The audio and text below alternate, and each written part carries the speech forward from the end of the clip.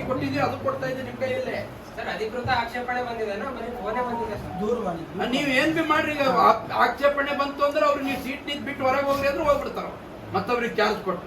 ಆಕ್ಷೇಪಣೆ ಹೆಂಗ್ ಮಾಡ್ಬೇಕು, ಯಾರೋ ಒಬ್ರಿಗೆ ದೂರ ಕೊಡ್ತಾರೆ ಏನೋ ಒಂದು, ಆ ದೂರ ನೀವು ನಿಜ ಅನ್ನೋ ಸುಳ್ಳು ವೆರಿಫೈ ಮಾಡಿದ್ರ? ಮಾಡಕ್ ದುನಿಯಾದ ಕೆಲಸ ಇದೆ ನಿಮ್ಗೆ.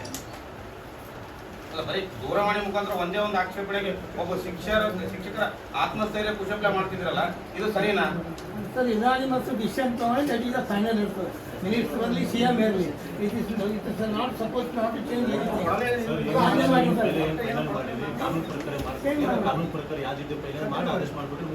ನಾವ್ ಇಲ್ಲ ಇಲ್ಲಿ ಎದ್ದೆ ಹೋಗಂಗಿಲ್ಲ, ಇಲ್ಲೇ ಧರಣಿ ಕೂತ್ಬಿಡ್ತೀವಿ ನಾವು. ನೀವು ಕೇಳ್ಕೊಂಡ್ ಬರ್ರಿ, ಕೇಳ್ಕೊಂಡ್ ಬಂದು ನೀವು ಡಿಸಿಷನ್ ಹೇಳಿದ್ರು ನಿಮ್ಗೆ ಆದೇಶ ಅದೇ ಮಾಡ್ತಾರ. ಹಂಗಿತ್ತಂತಂದ್ರೆ ಜಿಲ್ಲಾ ಮಂತ್ರಿ ಕೇಳ್ರಿ, ಮಂತ್ರಿಗಳಿಗೆ ಶಾಸಕರಿಗೆ ಕೇಳಿ ಮಾಡ್ರಿ ಅಂತ ನಿಯಮ ಇರ್ತಿತ್ತು. ನೀವು ರೂಲ್ಸ್ ಬಿಟ್ಟು ನೀವು ಹೋಗ್ಬೇಡ್ರಿ. ಡಿಡಿಪಿ ನಾವ್ ಇಲ್ಲೇ ಕೂತ್ಬಿಡ್ತೀವಿ, ಅವರಾತ್ರಿ ಧರಣಿ ನೀವು ತೀರ್ಮಾನ ತಗೊಳ್ಳೋವರೆಗೂ ಇಲ್ಲ ಅಂದ್ರೆ ಎದ್ದೇ ಹೋಗೋದಿಲ್ಲ. ಏನಾಗಲ್ಲ, ನೀವು ಅದೊಂದು ತಾಲೂಕಾದಿಂದ ಬಂದಾಗ ಅದ್ರ ಬಗ್ಗೆ ನೀವು ಕಳಿಸ್ಬಿಟ್ರಿ. ಅಲ್ಲ, ತಾವ್ ಕೇಳ್ಕೊಂಡ್ ಬಂದು ಹೇಳ್ರಿ ನೀವು. ಇಲ್ಲಾಂದ್ರೆ ಎದ್ದೇ ಹೋಗಲ್ಲ ನಾವು. ಪ್ರಕಾರ ಕಳಿಸ್ರಿ. ನ್ಯಾಯ ಅಧಿಕಾರಿಗಳು ನೀವು ನಾವು ರಾಜಕೀಯ ಮಾಡಬೇಕು.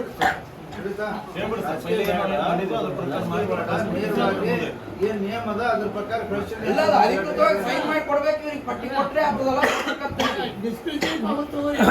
ಚೇರ್ಮನ್ ನೀವು ಬಿಟ್ಟಿ ಪಾಲನೆ ಮಾಡಿ, ಆಮೇಲೆ ಅಪ್ರೋಚ್ ತಗೊಂಡು ಬಿಟ್ಟು ನಾಳೆ ಫಂಕ್ಷನ್ ಮಾಡ್ತೀವಿ. ಎಲ್ಲ ಆ ಥರ ಮಾಡಿಬಿಡಿ ಸರ್.